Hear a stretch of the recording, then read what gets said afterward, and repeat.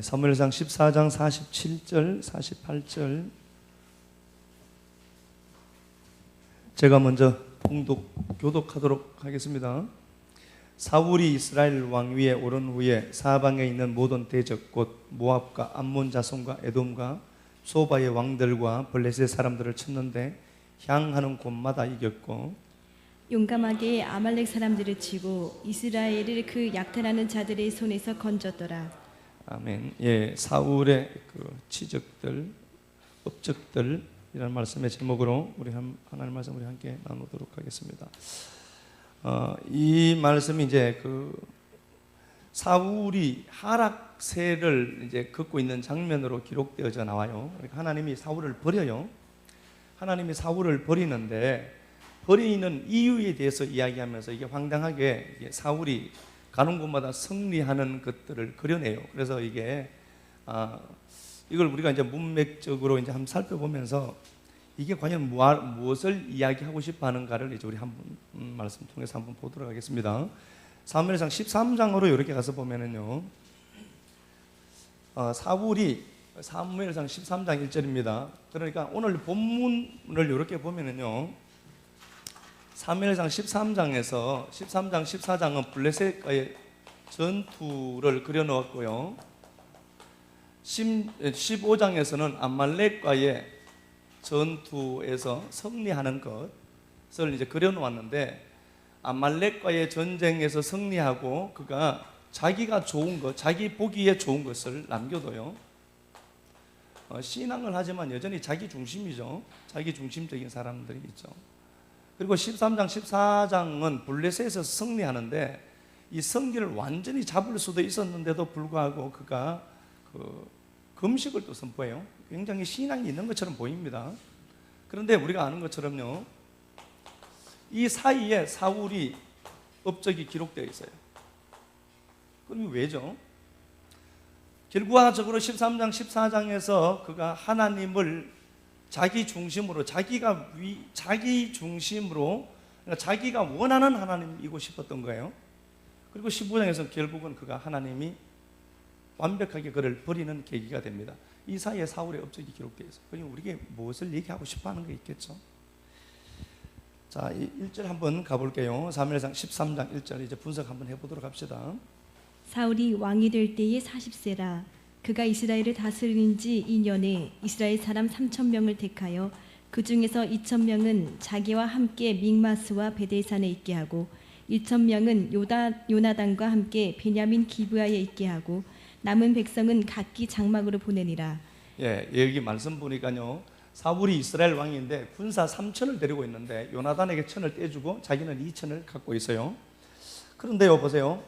블레셋 사람들의 그 모습을 보면은요, 5절을 보면은 5절 한번 가볼게요. 블레셋 사람들이 이스라엘과 싸우려고 모였는데 병거가 3만이요 마병이 6,000명이요 백성은 해변의 모래같이 많더라. 예, 뭐 수적으로도 도저히 감당할 수 없는 대적들이 있죠. 병거가 3만이고 탱크 3만 되고 이스라엘은 지금 군사만 3천입니다. 그러니까 절대로 이 전쟁에서 승리하지 못하게 되어 있죠. 이 환경과 상황만 봐도요. 그런 상황 속에 있고요. 6절 한번 가볼게요. 이스라엘 사람들이 위급함을 보고 절박하여 굴과 수풀과 바위 틈과 은밀한 곳과 웅덩이에 숨으며 전의를 상실했습니다. 다 도망가고 있습니다. 환경을 이길 수 없다는 판단을 가진 그들이 하나님의 말씀보다 그 환경과 상황에 휘둘리고 있는 모습을 보게 됩니다. 그리고 보세요. 그런 데에 또 8절 한번 볼게요. 8절, 9절. 사울은 사무엘이 정한 기한대로 이레 동안을 기다렸으나 사무엘이 길갈로 오지 아니하매 백성이 사울에게서 흩어지는지라. 사울이 이르되 번제와 화목 제물을 이리로 가져오라 하여 번제를 드렸더니 번제 드리기를 마치자 사무엘이 온지라. 그 번제가 있는데 이제 사울이 승리를 위해서 이 전쟁에서 승리를 위한 번제를 하나님 앞에 드려요. 그런데 보세요. 거기 번제에는 그냥 올라라는 단어를 적지 않고 하라고 하는 정관사를 붙여둬서요. 그러면 뭔가 보니까 그 번제로 되어 있거든요. 그 번제는 사무엘이 집도해야 될 예배였던 거예요. 그러니까 다 자기가 왕이지만 자기가 임의대로 그 예배를 주도해서 가지 못하는 예배예요. 그러니까 그 예배라고 하올라라고 하나님이 정관사를 딱 붙여뒀어요. 사무엘을 통해서만 내가 받을 거다, 이 예배는. 그러면 어떻게 되죠? 이 사울이 백성들이 흩어지고 수적으로 불리한 상황에 있고 자기에게는 도저히 이 가능성이 없죠. 그래서 자기는 그 하나님보다도 환경에 압도되고 그 환경을 열세를 하나님 앞에 번제드린 걸로 선택했던 거예요. 그러니까 이 예배는 예배로서의 목적을 갖고 있지 않고 저 전쟁에서 승리하게 하는 자기를 위한 하나님이었던 거예요. 자기에게 승리 주는 하나님을 그는 소원했던 겁니다. 이걸 예배라고 하지 않습니다. 그렇죠? 우리는 때때로 내가 하나님이 주체가 되시고 하나님이 주도권을 가지고 하나님이 주권자이지 우리는 조력자일 뿐이에요. 그런데 이 앞뒤가 주객이 전도되는 상황들이 있죠. 그래서 내가 실체가 되고 하나님이 나를 돕는 조력자쯤으로 생각하는 거예요. 그래서 그 예배를 하나님 받지 못하는 겁니다. 자, 그 기가 막힌 이 상황들이 계속해서 이어져 가네요. 이어져 가는데 자 볼게요. 13절 한번 가봅시다. 13절. 자 12절 봤다가 한번 볼게요. 이에 내가 이르기를 블레셋 사람들이 나를 치러 길갈로 내려오겠거늘 내가 야훼께 은혜를 간구하지 못하였다 하고 부득이하여 번제를 드렸나이다 하니라. 예, 전쟁에서 이기기 위해서 승리를 담보물, 승리의 담보물인 예배를 드리고 싶었다는 거예요, 하나님 앞에. 그리고 보세요, 그가 그 상황들이 아주 긴박하게 돌아가는데 모든 자들이 흩어지고요, 블레셋은 더 압박해 들어와요. 그래서 상황이 우리에게 현실되면 환경을 못 이기지만 상황이 현실이 아니라 하나님이 현실된 사람은 환경을 이겨요. 분명한 것은요, 상황을 현실로 받아들인 사람이 있어요. 그래서 신앙 따로 이거 따로예요. 삶 따로 신앙 따로 뭐 전혀 믿음 없는 사람처럼 행태를 그렇게 부리는 것들이 있죠. 그게 아니라 상황이 현실되면 안 되고 우리는요, 하나님이 현실되어야 돼요. 그러니까 하나님이 현실되면 상황은 이겨가는데 상황이 현실되면 절대 못 이겨요. 그러면 어떻게 되죠? 하나님을 내가 차입해야 돼. 하나님을 끌어서 나를 도와야 돼. 아주 이게 못된 행태예요. 이걸 여러분 신앙이라고 착각하시면 안 되는 겁니다. 그렇죠? 그 번제를 그가 임의대로 드리고 상황이 그랬는데 결국은 어떻게 하는가 보니까 하나님이 왕의 나라가 길지 못할 것임을 사무엘을 통해서 말씀을 합니다. 14절 지금은 왕의 나라가 길지 못할 것입니다. 왕이 하나님의 명령을 지키지 아니하였으므로 하나님이 마음에 맞는 사람을 구했대요. 하나님이 당신을 버렸다는 거죠. 하나님 당신을 버렸습니다. 자, 이 이야기, 자, 이런 상황이 계속 이어지게 됩니다.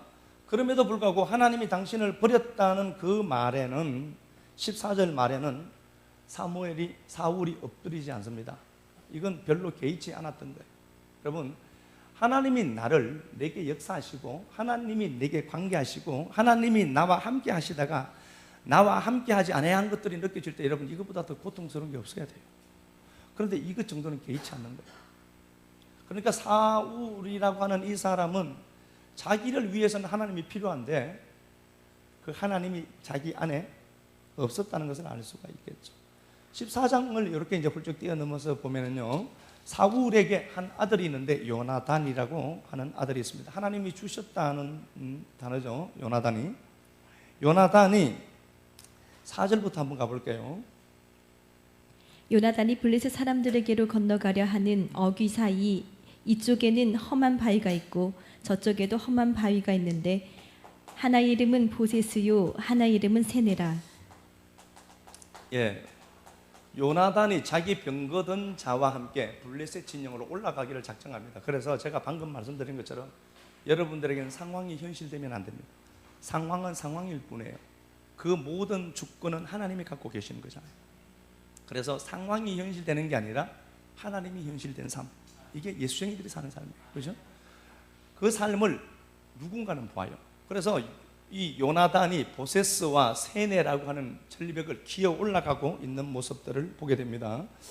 자, 볼게요. 계속 한 번 더 읽어봅시다. 한 바위는 북쪽에서 믹마스 앞에 일어섰고 하나는 남쪽에서 게바 앞에 일어섰더라. 예, 13절 한 번 더 볼게요.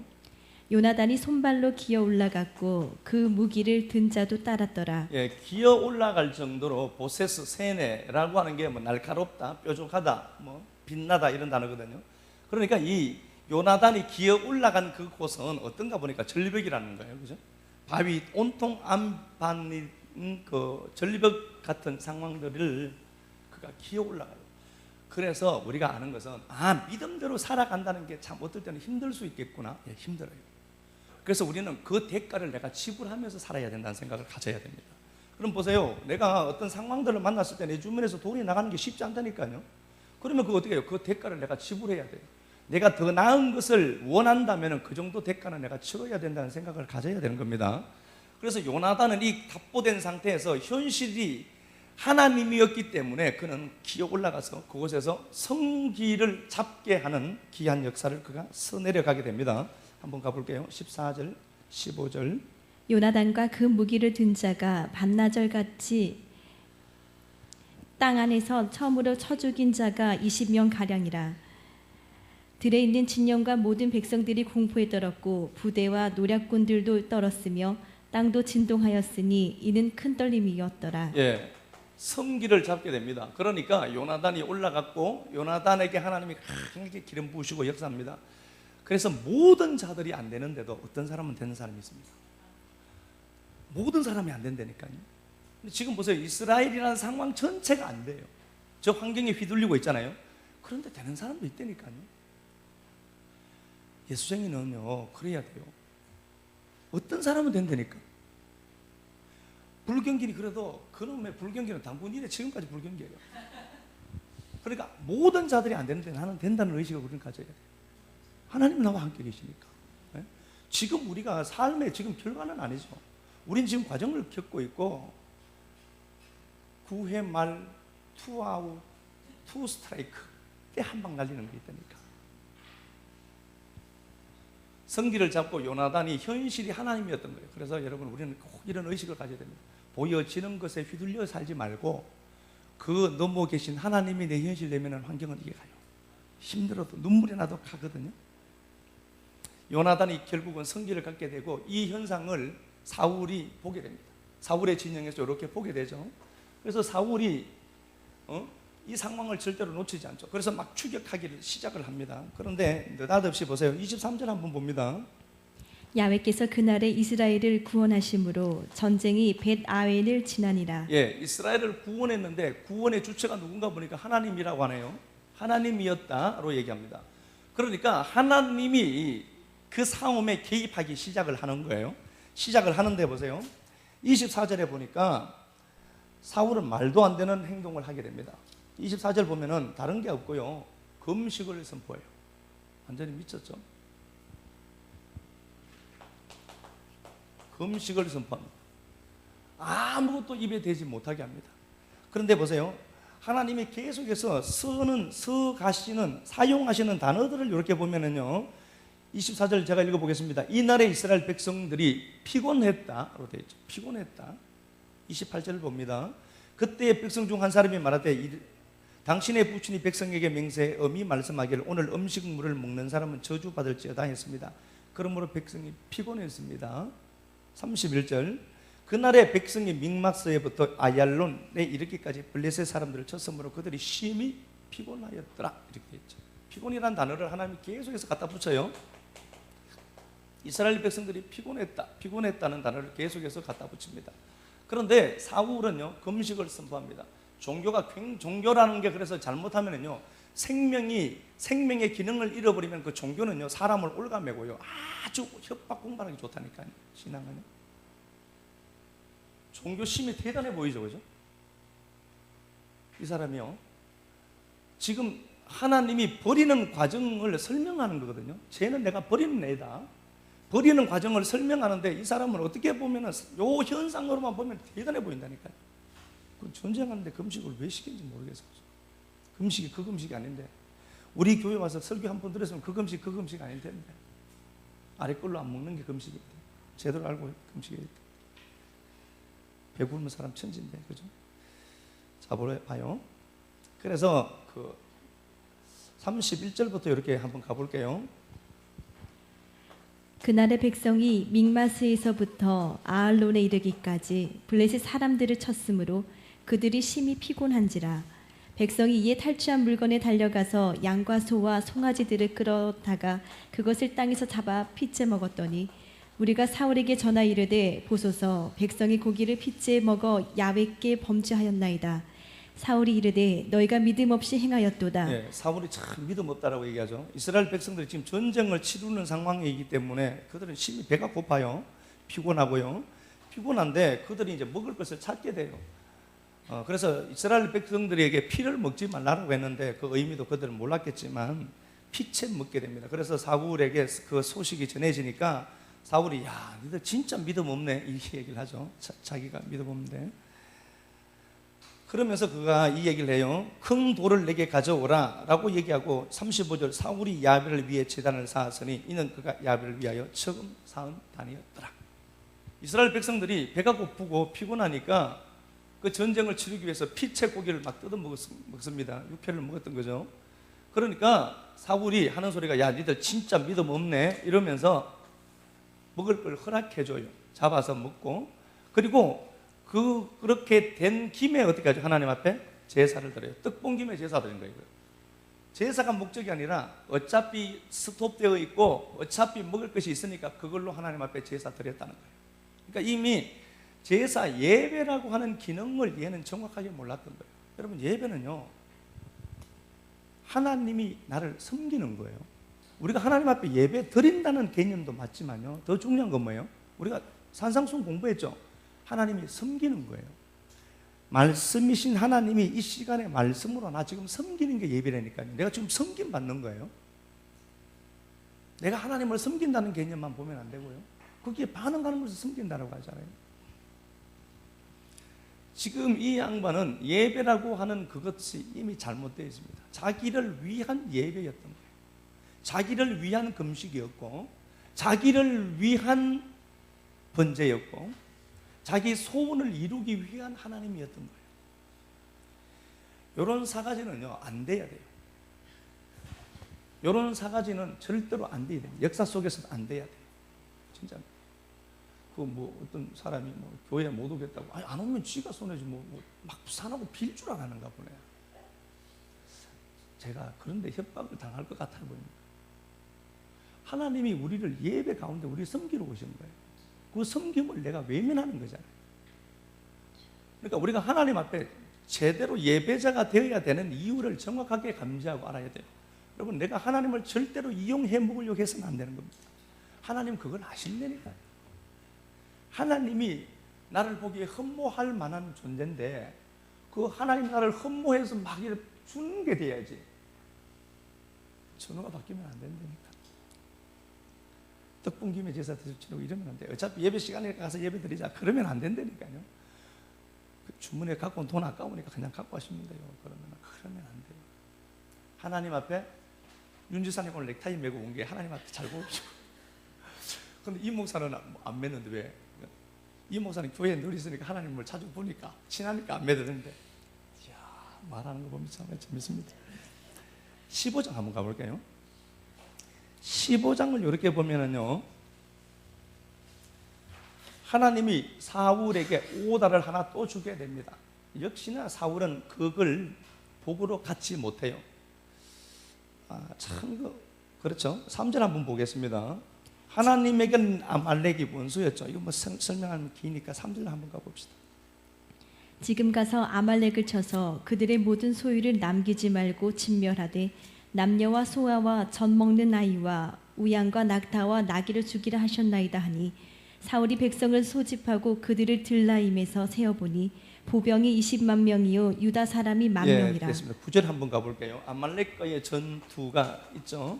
또 봅시다.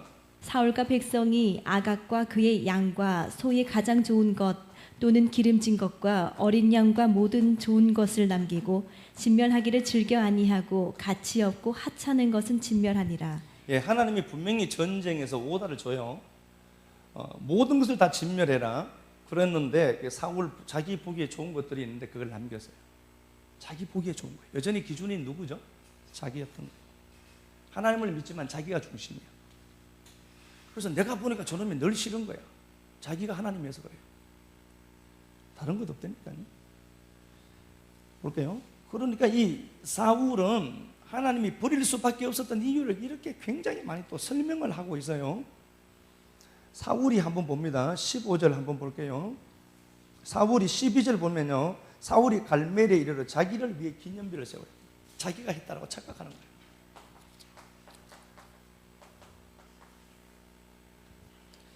그 아말렉과의 전쟁에서 자기가 승리했다라고 착각하는 거예요. 그래서 자기가 기념비를 하나 세우면서 왔노라 사왔노라 이겼노라, 이 기념비 하나 세우고 가는 거예요. 자기가 이겼다고 착각하는 거죠. 하나님이 마지막으로 자기에게 기회를 주는 시간이었음에도 눈이 열리지 아니한 그는 그걸 보지 못했던 겁니다. 자, 볼게요. 15절, 사울이 이르되 그것은 무리가 아말렉 사람에서 끌어온 것인데 백성이 당신의 하나님 야훼께 제사하려 하여 양들과 소중에 가장 좋은 것을 남겼습니다. 이렇게 되어 있습니다. 여전히 그는 자기 탓으로 하지 않고, 사무엘이 누가 이거 하라고 했습니까? 하나님이 하지 말라고 했는데 왜 했냐라고 하니까 백성들이 했다라고 하면서 자기 책임을 다른 사람에게 넘깁니다. 참 사울이라고 하는 사람은요, 매력이 있는 사람이에요. 사무엘상 9장을 보면 사울은 굉장히 매력이 있는 사람이에요. 왕이 안 됐으면 이 사람은 진짜 좋은 사람이에요. 왕된 게 저주였어요, 이 사람에게. 돈 없으면 그 사람이 진짜 좋은 사람이에요. 돈 있는 것 때문에 망하는 것들이 있다니까. 그러면 돈 없어야 돼요. 아시겠죠? 사울은요, 진짜요, 사무엘상 9장에 나오는 사울을 보면요, 진짜 완벽한 사람의 모습으로 나와요. 근데 그가 왕이 된 게 저주예요. 왕이 안 됐으면 좋았어요. 진짜 왕이 안 됐으면 이 사람은요, 진짜 좋은 사람이에요. 17절, 사무엘이 이르되 왕이 스스로 작게 여겨 그때에 이스라엘 지파의 머리가 되지 않았습니까? 당신 처지를 정확하게 진단했을 때 그때에 하나님이 당신을 왕으로 세운 것 아닙니까? 23절, 이는 거역하는 것은 점치는 것과 같고 완고한 것은 사신 우산에게 절하는 것입니다. 왕이 야훼의 말씀을 버렸으므로 야훼께서도 왕을 버려 왕이 되지 못하게 하셨나이다. 그 얘기를 하죠, 끝까지. 그러니까 우리가 사무엘상 13장, 14장, 15장을 분석해 본 결과로는요, 뭐 다른 것 없죠. 분석을 딱 해보니까 금식하고 예배드리고, 금식도 있고, 그렇죠? 하나님 앞에 예배도 드리고 했지만 여전히 자기가 중심이었던 거예요. 그리고 하나님은 자기를 뒤치다까지 해야 될 정도로만 인식하고 있었던 겁니다. 하나님을 위한 자신이 아니라 자기를 위한 하나님이었던 거예요. 한마디로 얘기하면 그렇죠. 그래서 그는 버렸다. 그런데 황당한 것은 오늘 본문에서 제가 선택한 것처럼 사울이 가는 곳마다 승리하고 블레셋과 아말렉에게서 승리하고 이겼다는 단어를 붙이게 돼요. 그러면 무엇을 얘기하죠? 제가 방금 답을 말씀드렸죠. 사울은 하나님을 자기 소모품쯤으로 여겼던 거예요. 그런데 하나님이 어떻게 얘기하는 거 보니까 제가 나를 소모품으로 여겼는데 사실은 내가 쟤를 소모품으로 사용한 거야 라고 얘기하고 싶은 거예요. 그래서 우리가 이 땅에서 굉장히 많은 업적들을 남긴다 할지라도 그것이 하나님이 그 사람을 통해서 이루시고 완성하시고 사용하시고 폐기할 소모품으로 완성하는 것들도 있다는 걸 알아야 돼요. 그러니까 사울은요, 자기가 하나님을 위한 존재임을 망각하고 하나님이 자기를 도와야 되고 하나님이 자기를 위해 존재해야 되고 그 하나님이 자기 삶을 위해서는 언제든지 그 하나님을 끌어서 사용할 수 있을 정도로 완전히 배짱 있는 사람이었다니까요.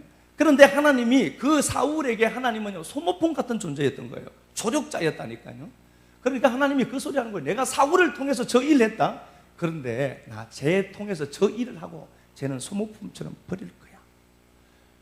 지금도 교회 안에 그런 게 있습니까? 저는 있다고 믿습니다. 하나님이 사용하고 그 사람을 통해서 당신이 하실 일들 딱 완성하고는 빼서 없애버리는 자들이 있다니까.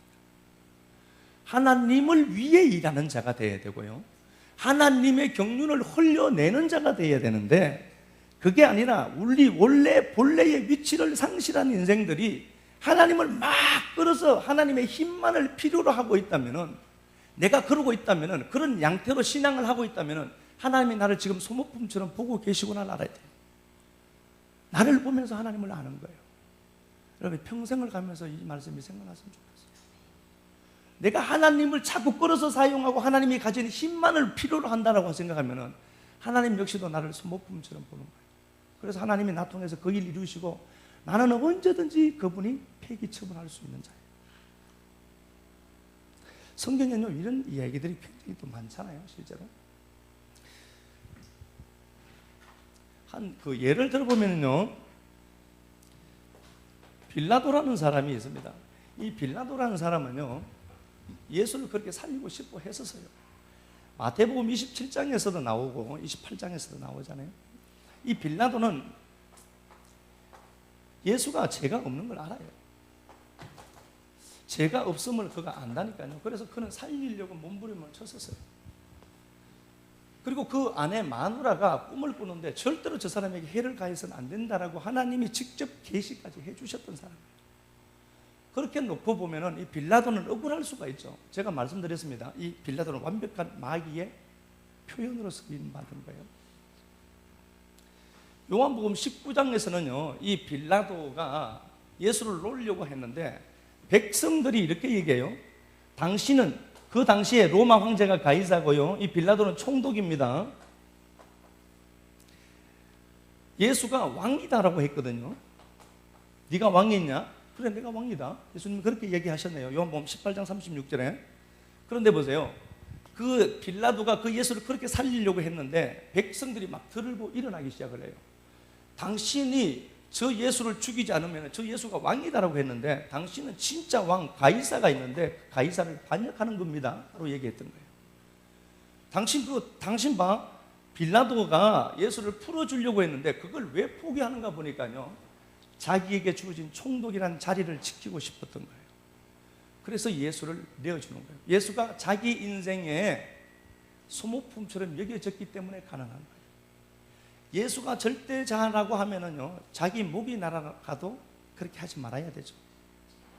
네가 그 상황에 한번 있어봐라. 우리 그렇게 얘기할 수 있어요? 모르겠습니다. 저도 그런 상황에 있으면 어떨지 모르겠습니다. 저는 그런데 하나님이 그 상황에 세우시면요, 우리는 다 그럴 수 있다니까요. 이 빌라도가 요한복음 19장 한번 가볼게요.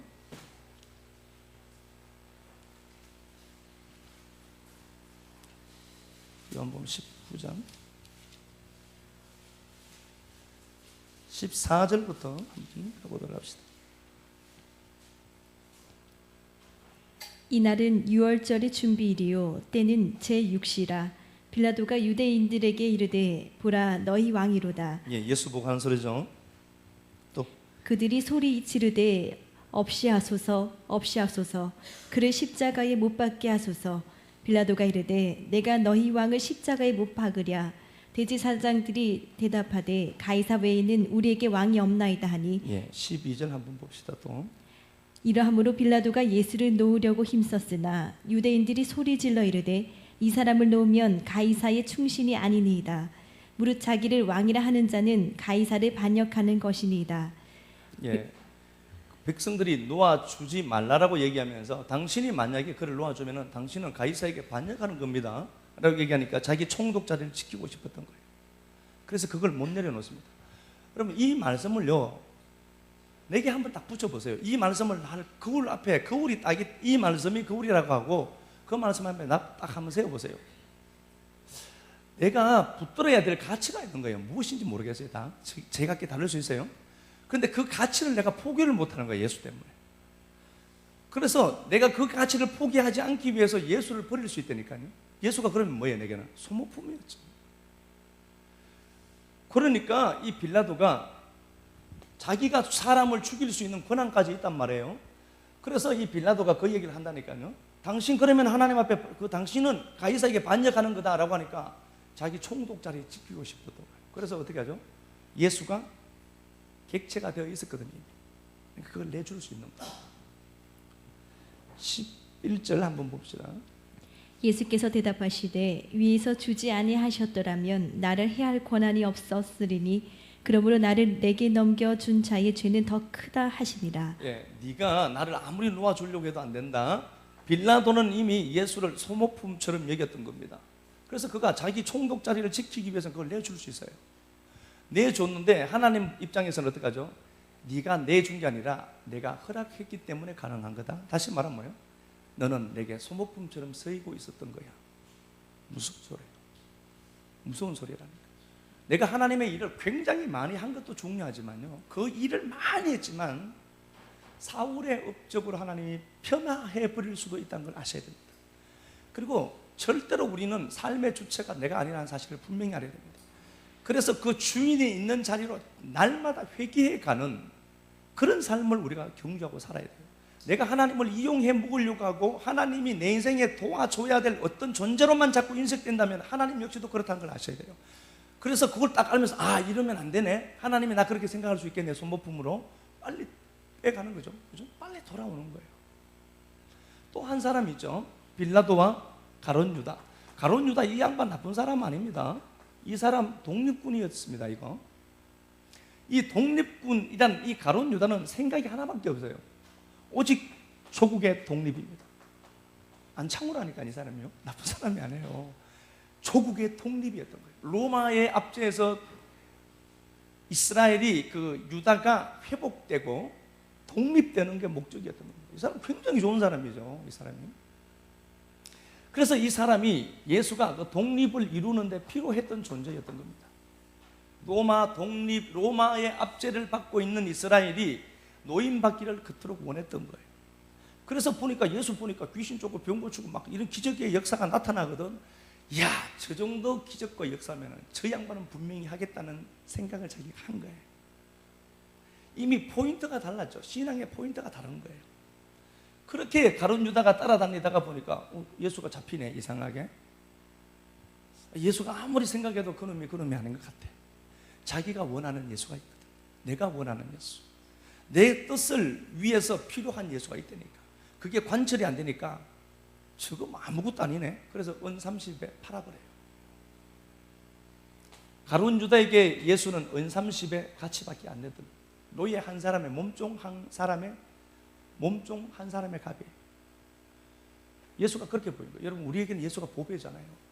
얘 눈에는 돌로 보인 거예요. 산상수훈을 공부를 하니까. 그래서 결국 그는 어떻게 하는가 보니까 자살해요. 누이치고 자살해요. 그런데 주님이 이 얘기를 하시네요. 쟤는 태어나지 않았으면 좋았을 걸세. 출생 자체가 저주예요. 이 사람 출생 자체가. 조국 독립을 그토록 외치다가 죽어갔는데 주님 보시기에는 쟤는 안 태어났어야 했어. 그리고 이 사람이 요한복음 13장에서 주님이 떡을 떼시다가 가룟 유다에게 떡 한 조각을 넘겨주면서 속히 가서 네가 할 일을 해라, 이렇게 얘기하죠. 가룟 유다는요, 하나님이 예수가 자기에게 소모품이었던 거예요. 하나님을 위한 자기가 아니라 자신을 하나님의 자리에 두고 필요한 모든 것들을 채워주고 공급해주는 하나님으로만 착각한 거예요. 그래서요, 그런 사람들의 특징은요, 헌신도 없고 섬김도 없어요. 진짜. 아, 내 얘기네. 예, 들으라고 한 소리. 아, 내 얘기네. 예, 내 얘기 맞습니다. 아, 시험 들어서도 안 나오겠네. 예, 들으라고 한 소리입니다. 이거 나구나. 예, 난 걸 보면 됐어요. 그런데 보세요. 이 사람이, 이 가룟 유다가 그 떡을 먹고 어떻게 하죠? 가서 예수를 팔죠. 그런데 이 양반 중심에는 뭐가 있죠? 예수가 소모품이었던 거예요. 그러니까 하나님이 하시는 소리가, 제가 나를 소모품처럼 여긴 것은 내가 쟤를 소모품으로 했기 때문에 쟤는 저짓한 거다, 이렇게 되어 있어요. 그래서 우리가 꼭 생각해야 됩니다. 아, 내가 하나님을 그렇게 자꾸 생각을 한다면은 내가 하나님 앞에 소모품처럼 버림받을 수도 있겠구나. 물론 한 번 구원은 영원한 구원입니다. 그런데 그 구원은 아니겠지만 당연히 교회 안에 오면 한 번 구원은 영원한 구원이라고 하죠. 그런데 그 구원은 아니다니까. 그런데 한 번 구원은 영원한 구원이 맞아. 그게 무슨 말인지 아시겠지? 내가 하나님 자리에 나를 올려두고 하나님이 내 인생을 위해서만 돌아가는 어떤 힘, 존재 정도로만 착각하면은 여러분, 이미 하나님은 나를 소모품으로 사용하고 있는 거예요. 사람도 똑같아요. 자, 이거 한번 볼게요. 이거 뭐 거울이잖아요. 이거 말씀 잘 생각해 보면 거울이잖아요. 사람도 같아요.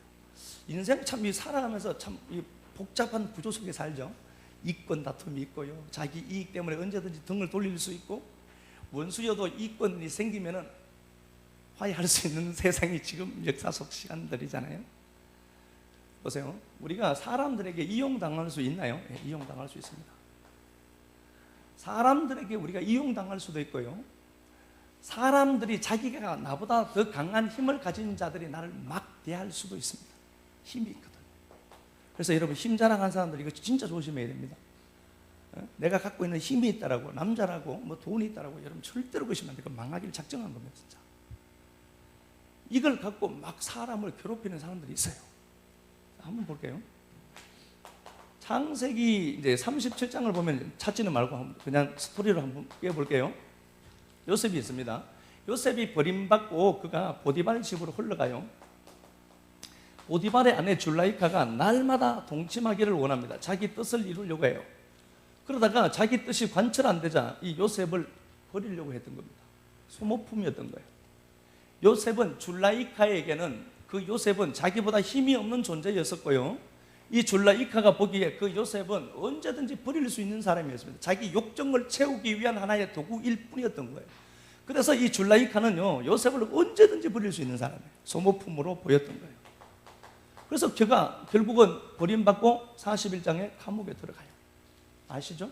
감옥에 들어갔는데 이 상황을 성경에서는 시편 105편 17절 이하 말씀에 내가 한 사람을 앞서 보냈으며 그를 내가 착고에 채웠고 그를 내가 옥에 집어넣었대요. 하나님이 감옥에 집어넣었대.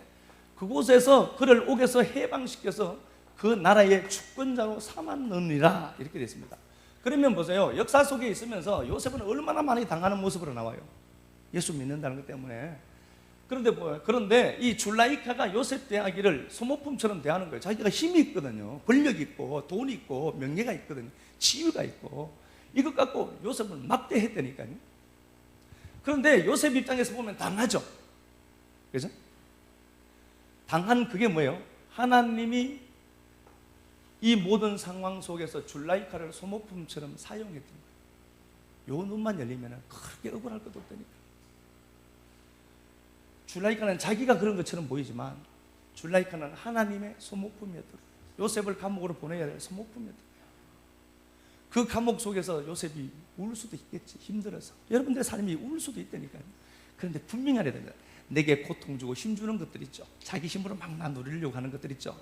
야, 저거 소모품이 곧 터지겠구나. 분명히 터져 있습니다. 진짜. 그게 없으면 참 찾아보세요. 진짜.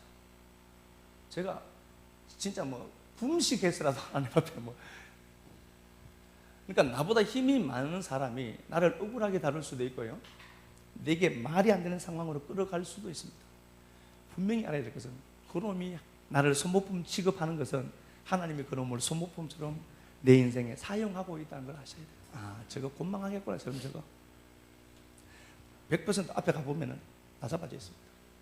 그랜저 타고 가다가 퍼져서 있습니다. 자전거 타고 가다가 그 그랜저 타고 간다니까. 하나님이 분명히 살아계시거든요. 하나님 살아계시다.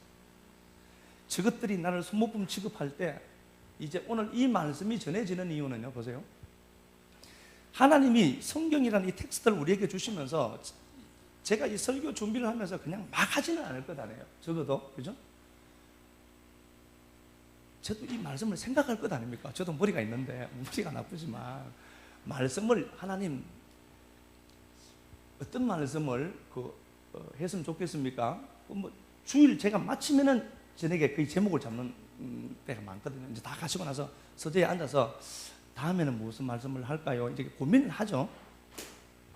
왜 이런 얘기 하나 보면요, 오늘 이 말씀은 이 말씀으로 찾아오신 하나님인 걸 알아야 돼요. 예? 그러면 보세요. 성경에서도 창세기, 이거 시간 가는데 1장 26절 이하 말씀에 하나님이 사람을 창조하시고 사람에게 생육하고 번성하고 충만하고 땅에 충만하고 땅을 정복하라, 이렇게 되어 있죠. 하나님이 그들에게 복을 주시며, 복이 어떻죠? 이르시되, 이렇게 되어 있죠. 하나님이 사람을 만드시고 그에게 복을 주셔요. 복을 주시는데 복을 어떻게 주시는가 보니까 이르시되가 복이에요. 말씀이 복이라니까요. 이르시되로 돼 있고 복의 내용들은 요거예요. 복의 내용들이고 하나님이 복을 어떻게 주는가 보니까 이르시되로 주는 거예요. 말씀으로 준다니까요. 그래서 요 생육이라는 단어가요, 실제로는 열매라는 단어거든요. 열매. 파라라는 단어죠. 파라라는 단어예요. 생육이라는 단어가. 그럼 보세요. 이게 열매 맺다는 단어거든요. 하나님의 말씀이 여러분들이 어떻게 넘어가죠? 열매로 가는 거예요. 그래서 열매라는 것은 실체가 된다는 뜻을 갖고 있죠. 열매라는 거 뭐예요? 입으로 레시 말하기 시작하다 해 요거죠. 생명을. 그러니까 열매가 뭔가 보니까 또 다시 보세요. 제가 말하는 말을 여러분들이 제 말로 들으면 안 돼요. 제 말은요 힘이 없습니다. 쥐도 돈 없는 게 뭐 돈 많다라고 얘기하네. 저는 제 말은 더 힘이 없다니까요. 그런데 보세요. 하나님이 복을 어떻게 주시는가 보니까 이르시대로 복을 줘요. 말씀으로 복을 줘요. 그럼 그 말씀 자체가 뭐라는 거예요? 열매라니까요. 그래서 역사는 분명히 있습니다.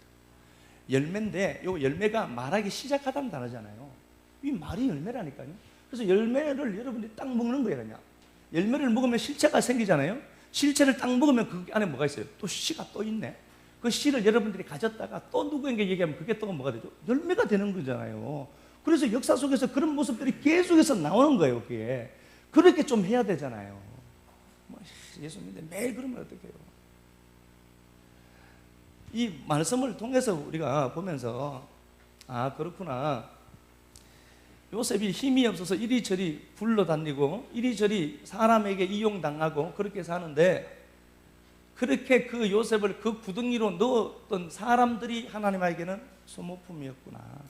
그렇게 생각하면요 억울할 거 하나도 없습니다.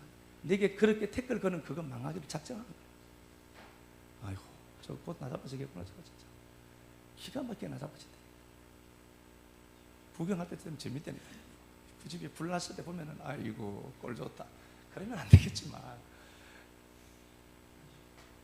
그래서 여러분들 우리에게 힘이 없고 사용되고 소모품처럼 여긴 받는다 해도 절대로 두려워할 것도 없죠. 하나만 더 볼게요. 창세기 28장을 보면은 27장부터 보면은 더 정확하겠네요. 27장에서 보면은 야곱이 있고요. 잘 아시듯이요. 이 야곱이 있고 야곱에게 형이 있잖아요. 에서가 있고 야곱이 있어요. 에서는 기질이 다혈질 기질이에요. 이 사람 확 그러면 뚜껑 열렸다가 성질을 금방 빨아넣는 사람이에요. 그래서 이 에서가 장자권을 넘겼잖아요, 실제로. 그래서 이게 아버지가 부모가 보니까 부모가 더 정확하게 알죠, 새끼가 어떤지. 야, 네 형 화 풀릴 때까지 며칠만 좀 도망갔다 오더라. 며칠이면 된다니까, 실제로요. 며칠만 도망가 있어라. 그래서 외삼촌 나반 집에 며칠 가 있으려고 갔다니까요. 갔는데 28장에서 하늘의 하늘문이 확 열리는 것을 경험해요. 그리고 29장에서 우물가에서 라헬을 만나요. 라헬을 딱 보는 순간 이야 그 미모에 반해버려요. 형 얘기는 어디 가버리고 없습니다. 이미 부모가 보낼 때는요 라반 집에 며칠 있다가 오면 될 줄 알았어요. 이 에서가 다혈질이거든요. 나는 뒤끝없네 이런 사람이라니까요. 이 사람들은요 우리 뭐 하는 말로 살살 간지러 주면 진짜 잘하는 사람이에요. 그렇게 해서는 안 되겠지만 그 얘기라는 얘기가 그 얘기예요. 그런데 이 양반이 딱 갔는데 라헬이 너무 예쁜 거예요. 그래서 이 양반이 야곱이 며칠 있다가 와야 되는데 안 하고 눌러붙은 거예요. 누구 때문이죠? 이 여자 때문에. 참 요물이야 여자. 이것 때문에 이 양반 때문에 못 오고 있었던 거예요. 그러니까 이걸 야곱이 눈치챘던 이 라반이 외삼촌 라반이 눈치챈 거예요. 그래서 야 네가 집에서만 가만히 있으면 그러니까 야곱 계약하자. 일도 열심히 하는 데다가 나의 마음 얻기 위해서 몸부림친 거예요. 그렇게 했는데다가 외삼촌 라반이 딱 보니까 아, 이 야곱이 라헬에게 꼽힌 걸 알거든요. 그래서 계약하자. 딸 줄게. 그 얘기했던 거예요. 그럼 보세요. 이 라반 입장에서는 꼭 이 야곱이 일 잘하고 성실한 야곱이 필요한 거예요. 한 번도 월급을 제대로 안 줘요. 20년 살면서. 진짜 골 때리는 사람이 이 양반이거든요. 야곱이라는 이 사람 진짜 인생 이 역사 속에 이 사람 딱 있으면 진짜 안 되는 사람의 대명사야. 진짜 안 되는 사람인데 외삼촌 라반에게 요거다 묻고 돈 한 푼 못 받고 물려 죽은 양이 있으면 또 이자까지 쳐서 내주고 이거 완전히 엉망이죠. 그리고 4명의 마누라가 갑자기 생겨서 고생 바가지 했던 사람이라니까요.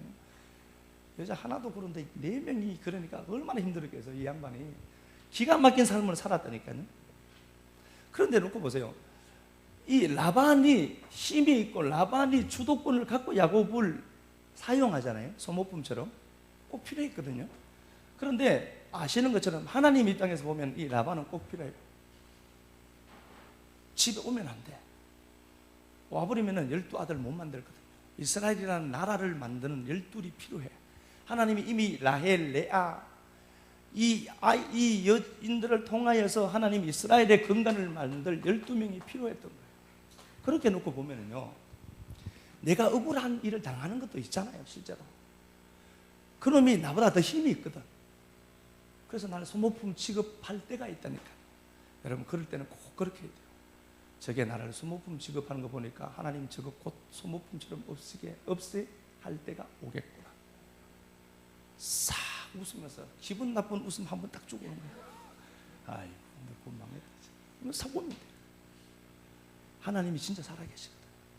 저놈이 나를, 내가 하나님을 소모품처럼 사용하고 여기면 하나님이 나를 그렇게 사용할 거고, 어떤 사람이 나보다 힘도 많고 권세도 있고 능력 많아요. 그래서 막 나를 짓밟죠. 예, 그 짓밟음 속에 나 가만히 있으면 돼.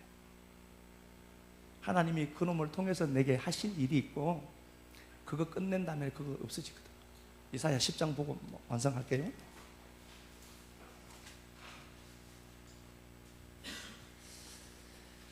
이사야 10장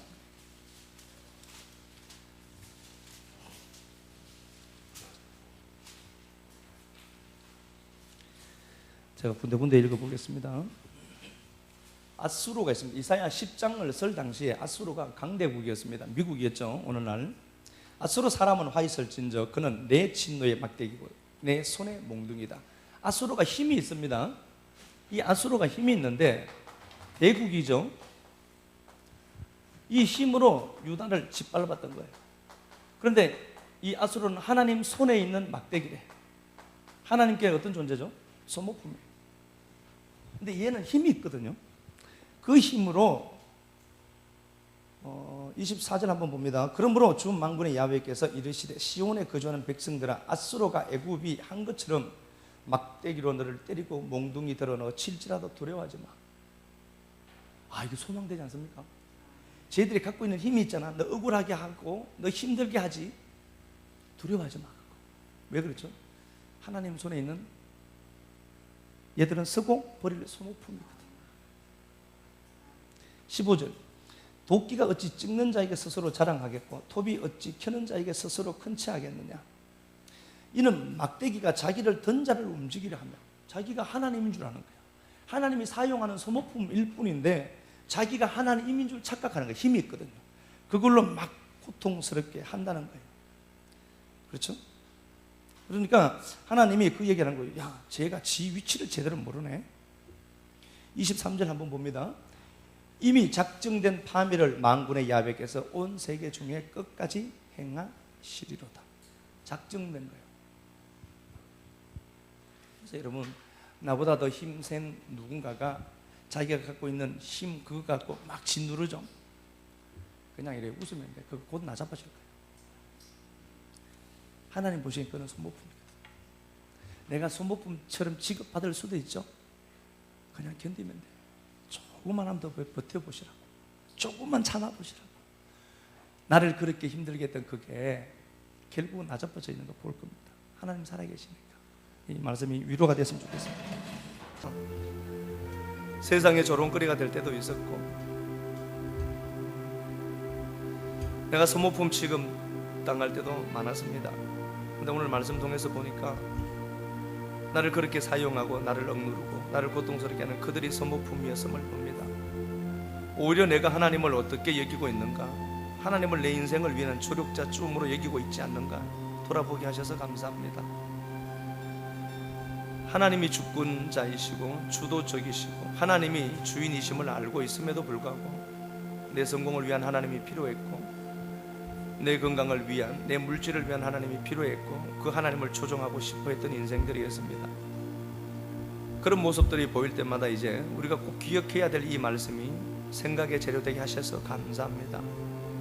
그런 모습들이 보이거든 하나님이 나를 그렇게 소모품처럼 여기기 시작했구나를 알고 하나님이 원하는 그 장소로, 그 예배로, 그 말씀으로, 그 생명으로 돌아오게 하옵소서. 눈이 열리기를 소망합니다. 이 말씀 통해 눈이 열려서 나를 그토록 돕고 내게 힘 주시고 내게 은혜 주시기 원하시는 하나님의 마음을 알고 그 하나님을 역사 속에서 표현하고 드러내는 인생들 많아지게 복 베풀어 주옵소서. 내 건강을 위한 하나님, 내 물질 위한 하나님이 아니라 하나님을 위한 물질, 하나님을 위한 건강, 하나님을 위한 시간으로 옮겨질 때 하나님이 우리 삶에 채우는 역사가 풍성하게 보여가게 하실 줄 믿습니다.